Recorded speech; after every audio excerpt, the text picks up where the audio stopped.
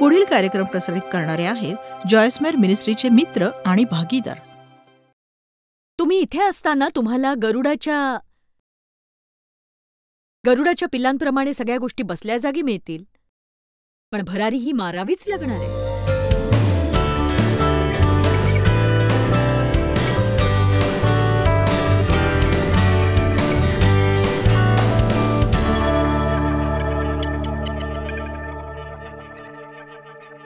छाटणी. वाढीच्या आधी नेहमीच छाटणी होत असते. तुम्हाला असं वाटेल, देवा या गोष्टीत तुम्हाला जरा जास्तच पिडतोयस नाही का? तू काहीतरी राहू देणार आहेस का? बऱ्याचदा मी छाटणीच्या प्रक्रियेकडे बघते. देव बरोबर कोणीतरी आलं आणि आमच्या घरासमोरच्या अंगणातल्या एका झाडाची त्याने छाटणी केली आणि मी जेव्हा परत आले मी बघितलं आणि मी म्हटलं की अरे, तुम्ही आपल्या झाडाची पार नासाडी केलीये, सगळंच कापून टाकलं. मला म्हणायचं होतं की आता काहीच उरलं नाही. तेव्हा ते म्हणाले की थोडंसं थांब आणि बघ, आणि फार काळ जात नाही तोच ते झाड पूर्वीपेक्षाही अधिक चांगल्या पद्धतीने बहरलं. हो खरंच, जेव्हा आपल्या जीवनात कार्य होतं, आपली छाटणी होते, तेव्हा आपण म्हणतो की तू काय करतोयस, मला काही कळत नाहीये, मला खूपच त्रास होतोय. पण बघा, तुम्ही लवकरच बहरणार आहात.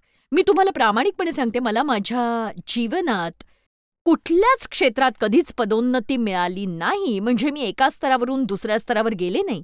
देवाने माझ्या जीवनात खोलवर कार्य केल्याशिवाय मला कधीच कुठलीही गोष्ट प्राप्त झाली नाही, कारण मी ती पुढच्या स्तरावर नेतच नव्हते.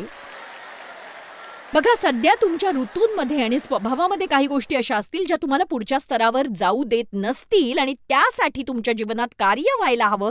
आणि बघा, मी नेहमीच एक गोष्ट सांगते की जेव्हा प्रत्येक स्टॉपवर बस थांबते तेव्हा काही लोक उतरतात, काही चढतात. जर तुम्हाला पुढच्या ठिकाणी जायचं असेल तर काही जण उतरायला हवेतच. काही जण उतरणार आहेत, काही जण चढणार आहेत. आमेन.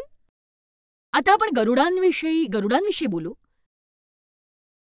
बायबल म्हणतं की परमेश्वराची आशा धरून राहणारे नवी शक्ती संपादन करतील, ते गरुडासारखे वर उडतील.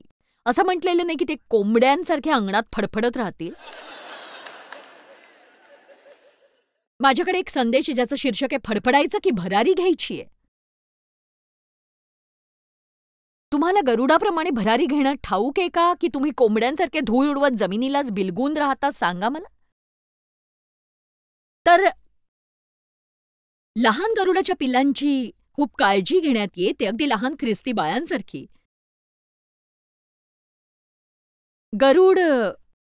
गरुड पक्षीण त्यांच्यासाठी सुंदरसं घरटं बनवते. ते पिसांनी भरलेलं असतं. थोड्या काटक्या, थोडी पानं असतात आणि ती इतरही गोष्टी गोळा करते आणि ते घरटं अप्रतिम असं असतं आणि गरुडाची पिल्लं त्या घरट्यात राहतात.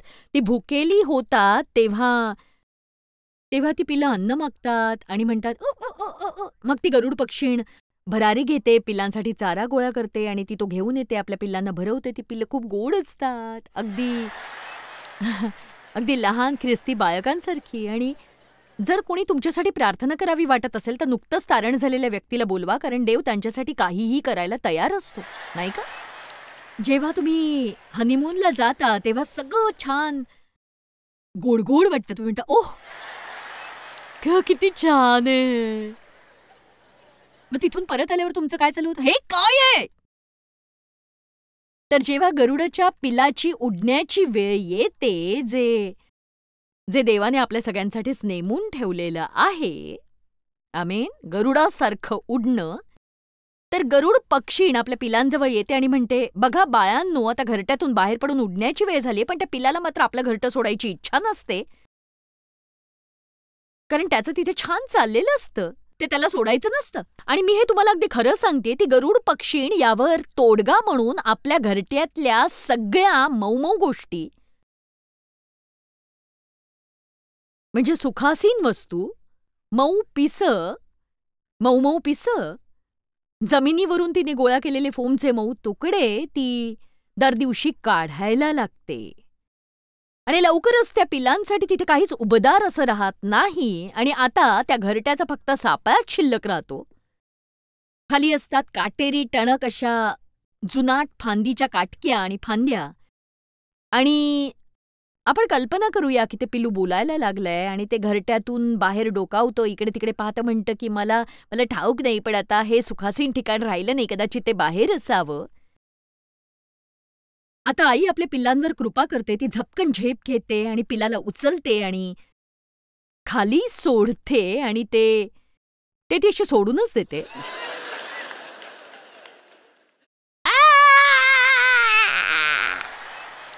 आणि ते जमिनीवर पडण्यापूर्वीच आई झेप घेते आणि ओ मम्मा, तू किती प्रेम करतेस. चल, आता कुणाला काही कळतंय का? ती पिलाला पुन्हा उचलते, पुन्हा तेच पुन्हा तीच प्रक्रिया होते, पुन्हा तेच तेच होतं, जोपर्यंत ते पिल्लू उडायला शिकत नाही.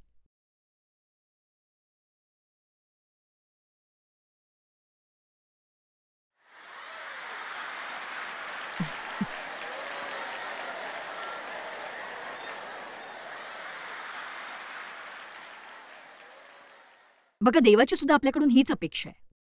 यशायाचा 3 अध्याय वचन 1 मध्ये बायबल म्हणतं, देव आपला आधार आणि टेका काढून घेतो. मी तुम्हाला प्रश्न विचारते, तुम्ही कशावर टेकले आहात? बघा, देवाला वाटतं की आपण त्याच्या वचनात आणि त्याच्या प्रीतीत मुळावलेले व्हावं, म्हणजे कुठल्याच गोष्टीने आपण डळमळीत होणार नाही. जरी जरी आपल्याला भीतीने ग्रासलं तरी भीती आपल्याला थांबवू शकत नाही. आपण प्रभूमध्ये पुढे जाण्या एवढे धीट असतो. आपल्या चांगल्या मित्रांनी जरी आपल्याला दगा दिला तरी प्रभू येशू ख्रिस्त आपल्या जीवनाच्या केंद्रस्थानीच असतो. चला आता, तुम्ही कुठल्या गोष्टीवर टेकून आहात? तुम्ही प्रभूमध्ये कोणत्या गोष्टींमुळे बलवान होऊ शकता? तुमच्या ख्रिस्ती मित्रांचा गट तुम्हाला असं वाटू देतो का की तुम्ही खूप चांगले आहात? किंवा तुमच्या नोकरीमुळे तुम्हाला असं वाटतं का की तुम्ही इतरांपेक्षा चांगले आहात? मी तुम्हाला एक सांगू का? 5 वर्ष मी घरगुती बायबल अभ्यास घेतल्यानंतर माझी पुढची सेवा होती माझ्या चर्चमध्ये काम करणं. आणि ते चर्च माझ्या शहरात होतं आणि तिथे मी बऱ्याच गोष्टी शिकले. तिथे मी चांगल्या आणि वाईट अशा दोन्ही अनुभवातून गेले आणि तिथे मी शिकले की तुम्ही अधिकारपदासाठी तोवर योग्य नसता जोवर तुम्ही स्वतः अधिकाराखाली येत नाही, आणि ही माझ्यासाठी सोपी गोष्ट नव्हती. तर मी एक सांगते तुम्हाला, जर तुम्ही आपल्या पदोन्नतीची वाट पाहताय पण तुम्हाला अधिकाराखाली यायला आवडत नसेल तर मग तुम्ही आपल्या जागीच काम करत राहा. तुम्ही जिथे आहात तिथेच बरे आहात तुम्ही मग. तर देव माझ्यात कार्य करत होता आणि मी ती नोकरी सोडून त्याची सेवा करावी अशी त्याची इच्छा होती. तर मी फार घाबरले होते आणि मी सतत ऐकत होते की तुझी सेवा हाती घे, तू उत्तर दक्षिण पूर्व पश्चिम जा. पण समस्या होती, उत्तर दक्षिण पूर्व पश्चिम मला ठाऊकच नव्हतं. म्हणजे सेंट लुईसमध्ये माझं छोटंसं सेवाकार्य होतं आणि स्थानिक रेडिओ स्टेशनवर मी काम करत होते. अशा स्थितीत मी उत्तर दक्षिण पूर्व पश्चिम कसं जायचं? जेव्हा देवाला तुमच्याकडून काही करून घ्यायचं असतं आणि तुम्ही आपले पाय ओढत नेता तेव्हा ते दयनीय असतं अहो. कारण बघा, तुम्हाला अनुभव आलाय का देव तुमच्यात कार्य करतोय. पूर्वी मला स्टाफ मीटिंग आणि गट संमेलनं यासारख्या गोष्टी आवडायच्या, पण नंतर मात्र या सगळ्याचा तिटकारा येऊ लागला. मी ते सोडलं. मला त्याची भीती वाटायला लागली. मला तिथे जावंसं वाटेना, मला चर्चला जावंसं वाटेना. मी भेदरलेली होते. मला नाही माहित काय चाललंय, काय चुकतंय. मी जरा शॉर्टकटमध्ये सांगते, सविस्तर सांगायला आता वेळ नाहीये. तर देवाने माझ्यात कार्य केलं आणि मी माझी नोकरी सोडून दिली आणि सभा घ्यायला सुरुवात केली. उत्तर सेंट लुईसमध्ये आणि पूर्व सेंट लुईसमध्ये, पश्चिम सेंट लुईसमध्ये, दक्षिण सेंट लुईसमध्ये प्रत्येक नगरात एक सभा. देव म्हणाला उत्तर दक्षिण पूर्व पश्चिम जा. आणि एका लहान लेकराप्रमाणे मी सर्वोत्तम ते करत होते. तरी एक गोष्ट माझ्या लक्षात आली की मी काम करत असताना माझ्या लक्षात नव्हतं आलं ते, जेव्हा तुमच्याजवळ काही असतं तेव्हा तुम्ही त्याच्यावर किती अवलंबून असता हे तुम्हाला माहीत नसतं, देव जागं करेपर्यंत. तुमचा विश्वास कशावर आहे? तुम्ही आपले मित्र गमावले तर तुमचा विश्वास टिकेल? तुम्ही प्रभूबरोबर वाढायचा निर्णय घेतल्यानंतर तुमच्या सोबतीच्या लोकांनी तुम्हाला झिडकारलं तरी तुमचा विश्वास टिकून राहणार का, सांगा मला? या गोष्टी हाताळून तुम्ही प्रभूसोबत चालाल की प्रभूपासून दूर जाऊन लोकांना खुश करणारे तुम्ही बनाल?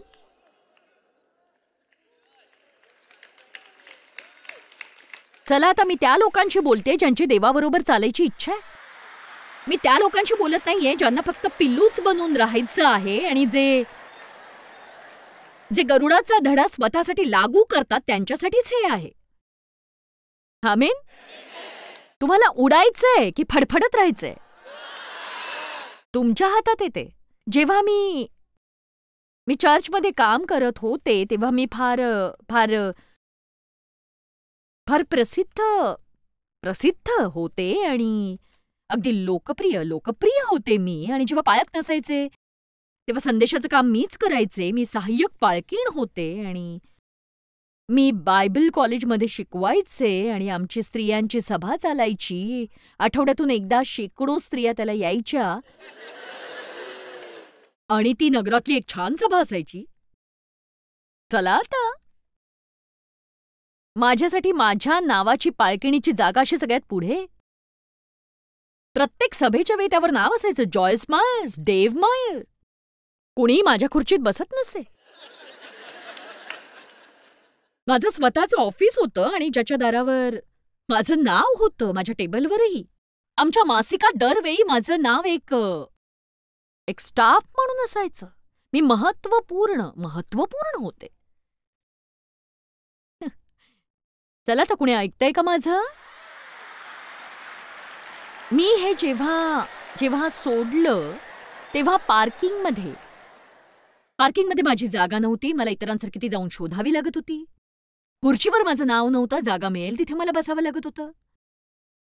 मला कळत नव्हतं काय चाललंय, पण मला संमेलनांची आमंत्रणंही येत नव्हती. खास सभांसाठी पुढाऱ्यांसारखी आमंत्रणं मला येत नव्हती. म्हणून मी रविवारी सकाळी चर्चला जायचे आणि मला बाजूला टाकल्यासारखं वाटत राहायचं.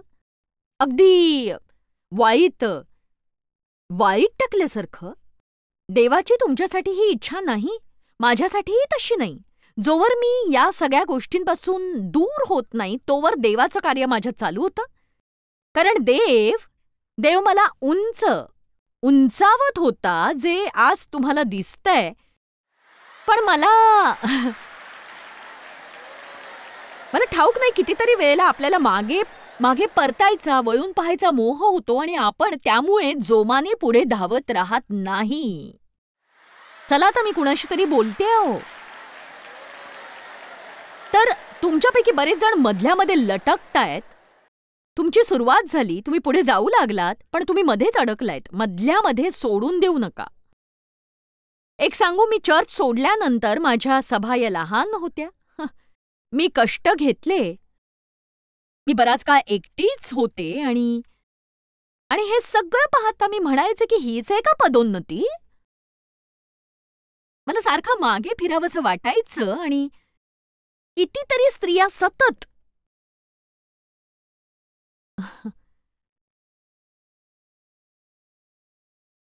कुणाच्या तरी मागे लागतात.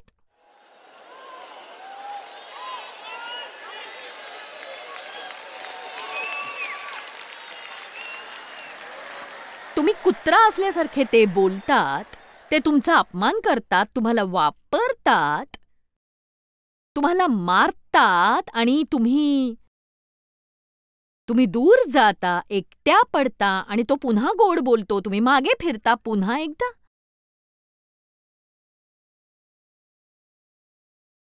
मी काय म्हणते कळले?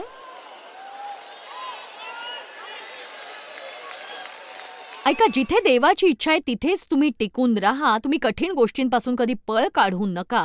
तुम्हाला मारहाण करणं, तुमचं शोषण करणं, या सगळ्यांपेक्षाही तुमची किंमत अधिक आहे. आणि आता हे नीट ऐका, त्यांना मनमानी करू देऊन तुम्ही त्यांना मदत करत नसता हो. तुम्हाला स्वतःसाठी ते करायचंच नसेल तर त्यांच्यासाठी ते करा. चोर येतो तो चोरी, हत्या आणि नाश करण्यासाठी. येशूने म्हटले, मी आलो ते तुम्हाला जीवनप्राप्ती व्हावी आणि ती भरभरून व्हावी, म्हणून विपुल जीवन जे ओतप्रोत वाहील. तुम्हाला किंमत आहे.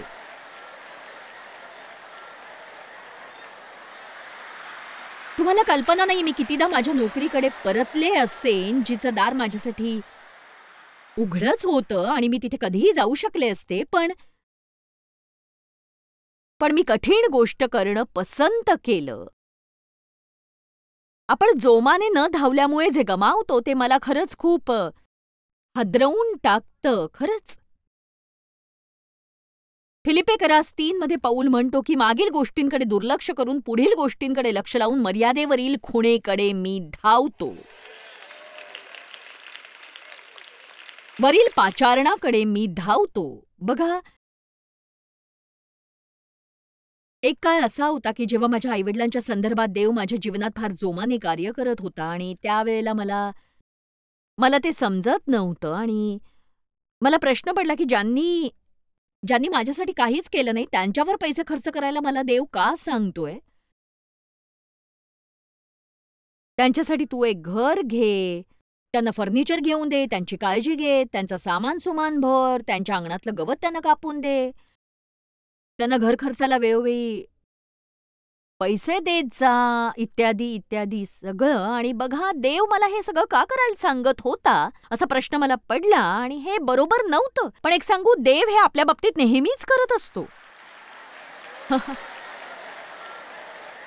थोडक्यात सांगायचं तर आमच्या सेवा कार्यात आश्चर्यकारक असा बदल घडून आला जेव्हा मी माझ्यातली कटुता पूर्णपणे जाऊ दिली, मी माझ्यातली सूडभावना जाऊ दिली, मी माझ्या वडिलांशी प्रेमाने वागू लागले आणि आमचं नातं बळकट होऊ लागलं.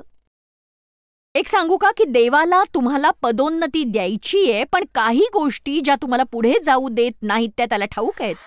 कारण सांगू, नवा स्तर नवा सैतान.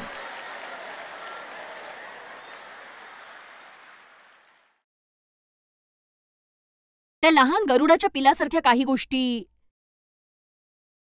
तुम्हाला इथे मिळतील, पण जर तुम्हाला भरारी घ्यायची असेल तर तुमच्या स्थानकापर्यंत वरपर्यंत पोहोचण्यासाठी तुमच्यातल्या काही गोष्टी निघायलाच हव्यात. आमेन. मी घरगुती बायबल अभ्यास 5 वर्ष घेतला. मग देव मला त्या गोष्टी सोडायला सांगतोय असं मला जाणवलं. तो म्हणाला की हे बघ, मला नवीन गोष्ट करायची आहे. मी उत्तेजित झाले. प्रभूची स्तुती असो. माझं स्वप्न खरं होणार होतं आणि जी नवी गोष्ट देव करणार होता ती ही की मी वर्षभर काहीच केलं नाही, त्याने मला शेल्फवर बसवलं. तुमच्या बाबतीत कधी असं झालंय का? थोडंसं फळ देणं आणि मग काहीच फळ न देणं. तर मी थोडंफार तरी फळ देत होते, मग मी फळ देणंच बंद केलं आणि नंतर मी विपुल असं फळ देऊ लागले. ठीक आहे, तर मी तुम्हाला थोडक्या फळाविषयी सांगते. बघा, मी 25 लोकांना आमच्या घरात बायबल शिकवत होते. आता साहजिकच देवाने मला जगभरातल्या लोकांना रोज शिकवण्याची संधी दिली. आणि बघा, 25 पासून बघा, दरम्यानच्या काळात मी चर्चमध्ये काम केलं, बऱ्याच इतर गोष्टीही केल्या, पण माझ्यामध्ये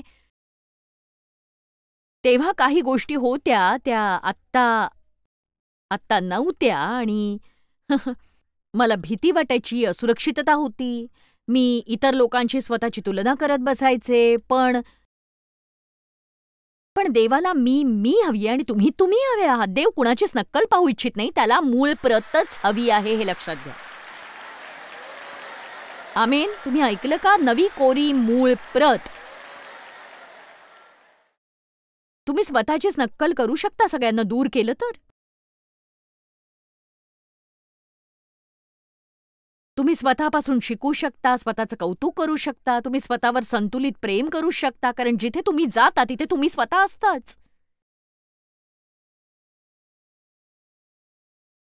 मी एक गोष्ट ऐकली आणि मला वाटतं ती खरी आहे. मी वनस्पतीशास्त्रज्ञ नाहीये, पण ही गोष्ट खरी आहे. एका व्यक्तीकडे पीचच्या झाडांची एक बाग होती आणि बघा, प्रत्येक गोष्ट एका बीजापासून सुरू होते. बीज पेरलं की कालांतराने त्याचं झाड होतं आणि पुढे फळ मिळतं, तर तुम्ही फळाची वाट बघता. आता हीच गोष्ट आपल्या जीवनासाठी लागू करा. तुम्ही फळाची वाट बघता आणि अचानकपणे एक वेळ येते की तुम्हाला लहान सुंदरशी फळं, पिटुकली अशी पीचची फळं त्या फांद्यांवर दिसायला लागतात. ओ, किती छान! ओ, धन्यवाद, फळ! पण तो बागायतदार खरोखर हुशार असतो आणि तो ती सगळी गोळा करतो. तो त्या वर्षी ती येऊ देत नाही, कारण जर त्याने ती लहानशी छोटी फळं येऊ दिली ना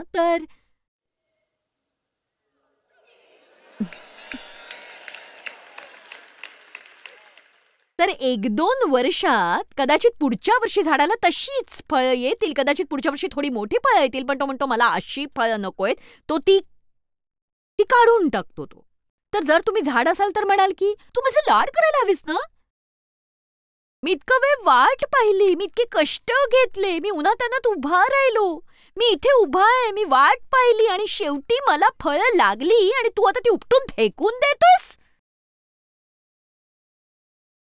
जर तुम्हाला आत्मिक समज नसेल तर तुम्हाला माझं म्हणणं कळणार नाही. तुम्ही आपल्या मनात म्हणाल की या बाईचं डोकं सटकलंय यार. बघा, आपण छाटणीपासून पीचच्या फेकण्यापर्यंत सगळ्या गोष्टींची चर्चा केली आता.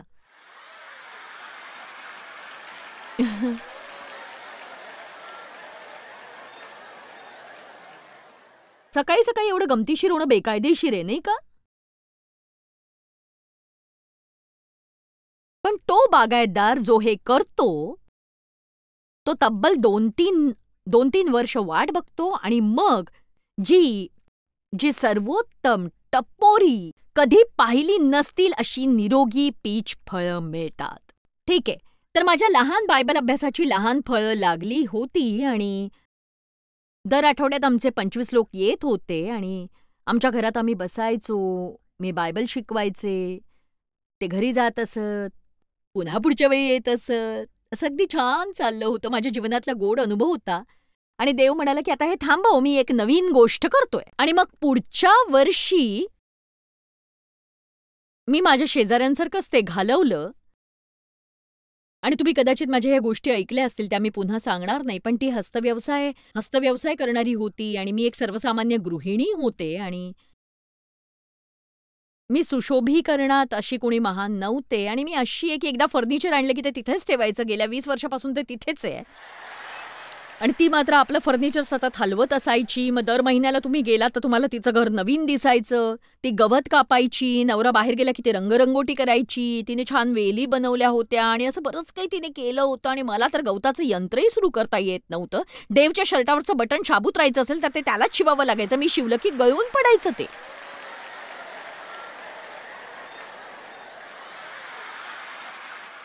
मग सैतान मला सांगायला लागला. मी म्हटलं, सैतान मला सांगायला लागला,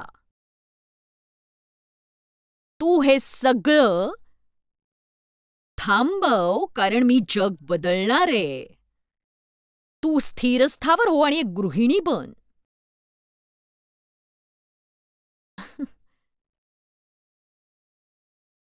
चला आता तुम्ही इतरांसारखेच कोणीतरी बना. कुणाला काही कळतंय का? मग माझ्या शेजारणीने मला शिवणकाम शिकवलं आणि त्यांची बाग होती. मला वाटलं चला आमची तशीच असावी.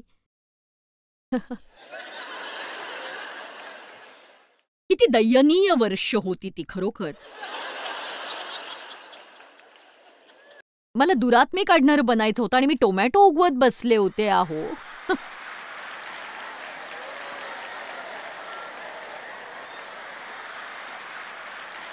आपलं हृदय समजून घेण्या एवढं धैर्य कुणाकडे आहे का?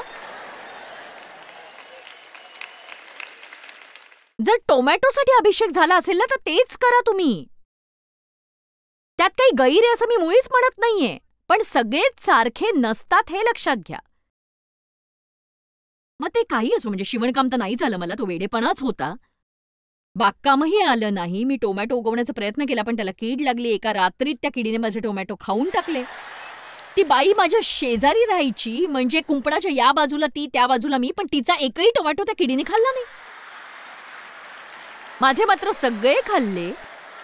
मी माझ्या टोमॅटोंसाठी प्रार्थनाही केली होती, कारण मी विश्वासाची स्त्री होते. चला आता, क्षमा करा, मी बायबल कॉलेजला वगैरे गेलेले नाही. मी फक्त पवित्र आत्म्याच्या शाळेत शिकले. तर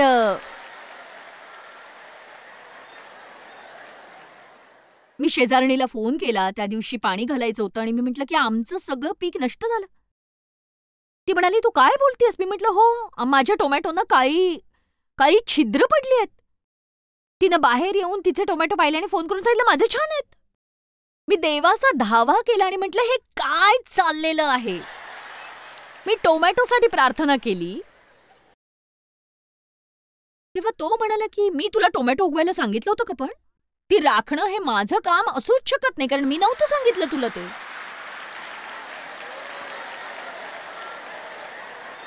चला आता, कदाचित तुम्ही टोमॅटोची स्वतःची आवृत्ती उगवत असाल पण यश येत नसेल. आज थोडी गंमत केली मी.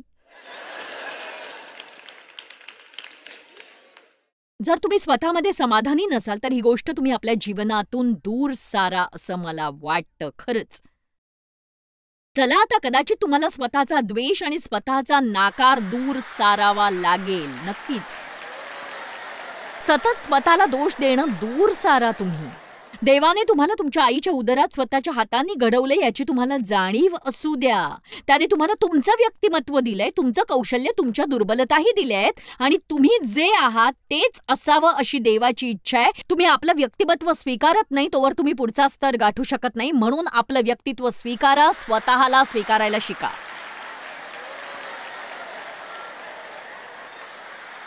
आमेन, आमेन, आमेन, आमेन, आमेन, आमेन.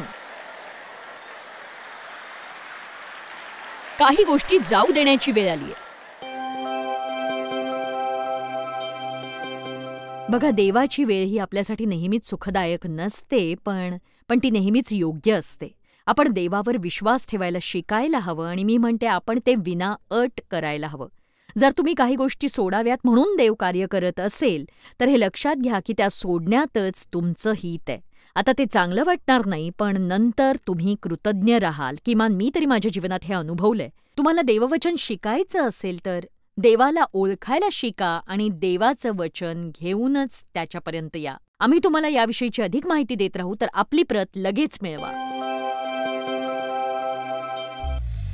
जॉयस मेयर मिनिस्ट्रीज करता तुम्ही खूप मौल्यवान आहात. आम्हाला तुमचं कौतुक आहे आणि जगभरामध्ये हे सेवा कार्य शक्य करण्याकरता आम्ही आमच्या मित्रांचे आणि पार्टनर्सचे आभारी आहोत. आम्ही एकत्रितपणे भुकेल्यांना खाऊ घालतो, गरिबांना वस्त्र देतो आणि राष्ट्रांना सुवार्ता सांगतो.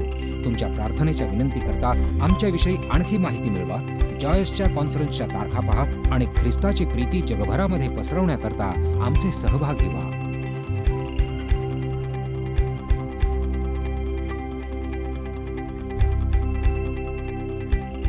याचा सर्व खर्च जॉयस मेयर मिनिस्ट्रीचे मित्र आणि भागीदार करत आहेत.